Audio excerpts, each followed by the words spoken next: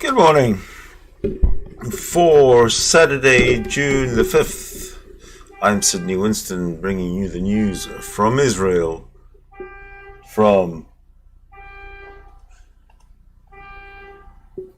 Friday, June the 4th, 2021.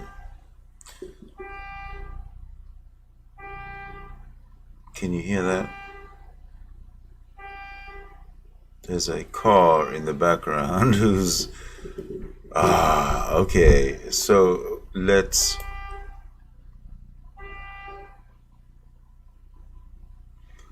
get to it, shall we?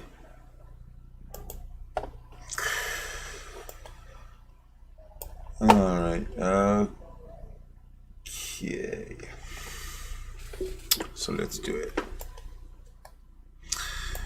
With Israel between governments, Defense Minister Benny Gantz struck his own pathway to top Biden administration officials in a snap visit to Washington on Thursday, June the 3rd.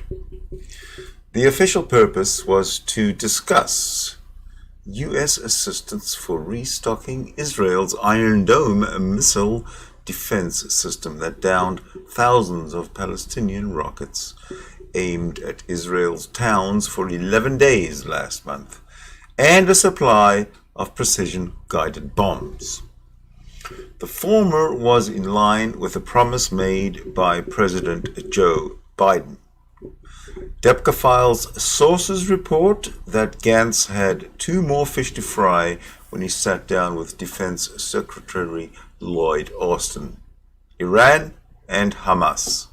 On the first, he said, "Our dialogue is so important to ensuring that any deal effectively meets its goal of keeping Iran away from nuclear weapons.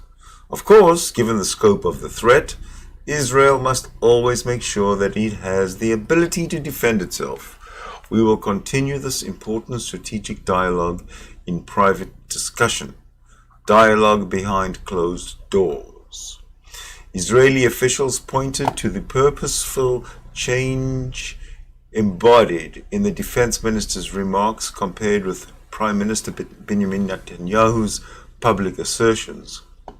Only last week, Gantz took issue with Netanyahu's declaration that for Israel, quote, confronting an existential threat must take precedence over a clash with its closest ally, unquote.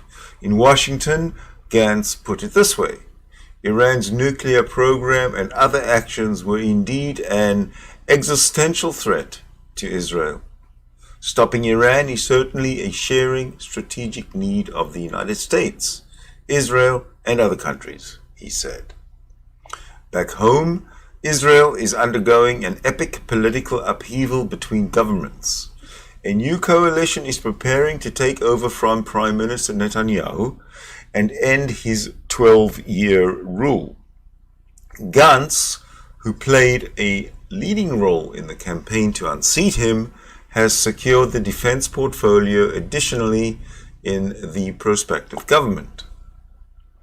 While the defense minister was in Washington, right-wing Yamina leader Naftali Bennett, Israel's prospective next prime minister, was asked in a TV interview if he felt he had the will and the aptitude to stand up to President Biden against a revived nuclear deal with Iran. Would he go through with an Israeli attack to abort a nuclear-armed Iran?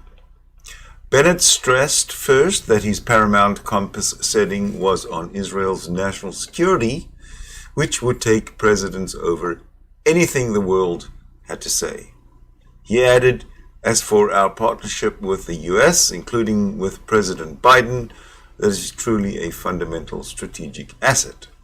On a more personal note, Bennett said, "I have done a great deal of business in the United States, and I am in favor of candor, straight talking up front with the truth and identifying differences." U.S. analysts, comparing the two approaches to the Iran issue vis-a-vis Washington, may discern the differences. The defense minister is ready to commit to avoiding an open clash over Washington's nuclear diplomacy, while his future boss would rather get any arguments out in the open. Gantz is therefore willing to promise to engage the US in private talks should Israel find itself forced to attack Iran's nuclear program. No such commitment may be forthcoming from Bennett. It is not the first time that Gantz has tried to create his own pathway to Washington. At the outset of his National Unity Accord with Netanyahu, the defense minister set up his own direct contacts in the Trump administration through the president's son-in-law, Jared Kushner.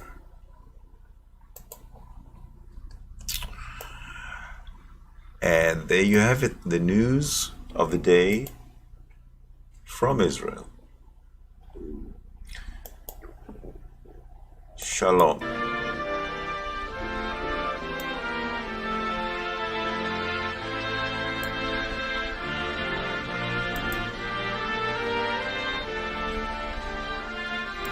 In the Trump administration through the president's son-in-law, Jared Kushner.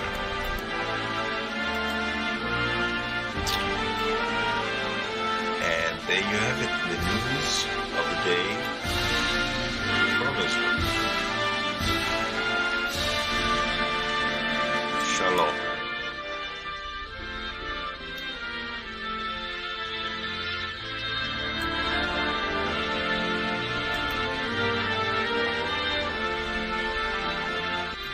In the Trump administration through the president's son-in-law, Jared Kushner.